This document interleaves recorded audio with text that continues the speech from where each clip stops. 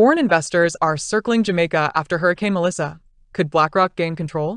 Hurricane Melissa did more than destroy houses and farms. It shook the financial stability of an entire island. With billions in damage, government cash shortfalls, and broken infrastructure, Jamaica is now extremely vulnerable. Where there is vulnerability, there is opportunity, especially for foreign investors looking for distressed assets and high-return opportunities. Among these investors, one name stands out: BlackRock, the world's largest asset manager.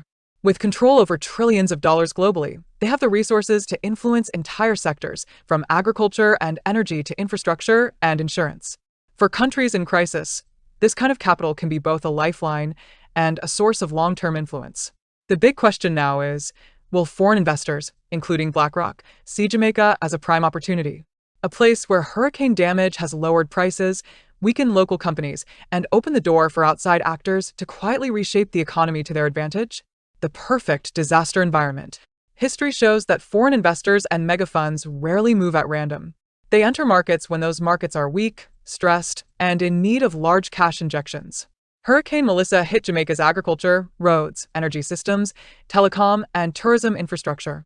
All these sectors now require big capital to rebuild, and Jamaica simply does not have enough money on its own. This is where foreign investment becomes attractive. Companies like BlackRock specialize in infrastructure, climate adaptation, and rebuilding economies. They call it resilient investment. Critics call it something else: crisis capitalism. The principle is simple: wait for disaster, then invest when prices are low and the local economy is desperate. With land values dropping, agricultural producers collapsing, and government debt rising to pay for reconstruction, Jamaica is now in exactly the type of environment where foreign investors historically move. Not slowly, quietly, precisely when public attention is elsewhere. We saw this in Hawaii. Disaster opens the door for outside buyers. Of housing, Maui fire victims are taking to social media, calling out investors and real estate agencies who are offering to buy their land just days after wildfires burned down their homes. Fox 26 News reporter Sophia Lesios is here now to explain why Hawaiians are furious with companies who they say are preying on them following the tragedy. Sophia? Liz, many Hawaiian natives are advocating online and encouraging homeowners to not sell their properties to companies. And instead, they're telling people to gather as much information as they can to shame blast real estate agents on social media.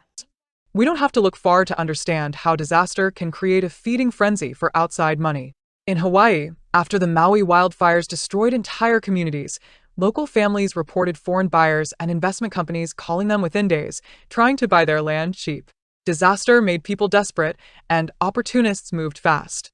The government even had to publicly warn investors to back off. This is the pattern Jamaica must watch out for. When people lose everything, their homes, farms, and livelihoods, they are more likely to sell to survive. Big companies, hedge funds, and billionaire investors know this. They wait for that moment, after tragedy, when locals have no bargaining power, but the wealthy have ready cash.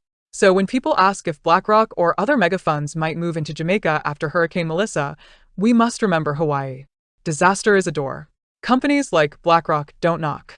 They walk right in.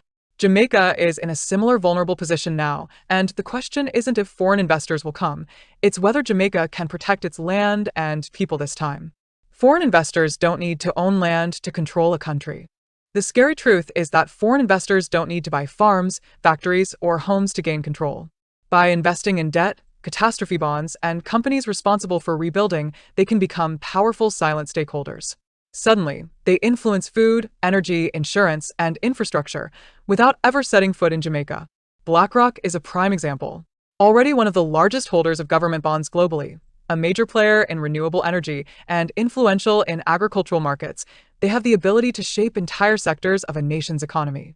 These are not hypothetical scenarios. They are proven strategies used in multiple countries around the world. The question shifts from, will foreign investors come, to, will Jamaica invite them in because of desperation? Once a small country becomes financially dependent on megafunds like BlackRock, the balance of power shifts. The investor, not the people, often calls the shots. Jamaica stands at a crossroads. Foreign investment is critical to rebuild after Hurricane Melissa, yes. But protecting sovereignty and ownership is equally critical. Melissa cracked our economy wide open, and companies like BlackRock know exactly how to walk through those cracks. If Jamaica is not careful, The most lasting damage of Melissa will not be the physical destruction. It will be the long-term influence and control handed to outsiders while the country is vulnerable. Disaster can become a gateway for foreign ownership of critical sectors, and recovery can come at the cost of independence. As Jamaica rebuilds, the most important question is this: are we trading short-term relief for long-term control? Foreign investors are circling.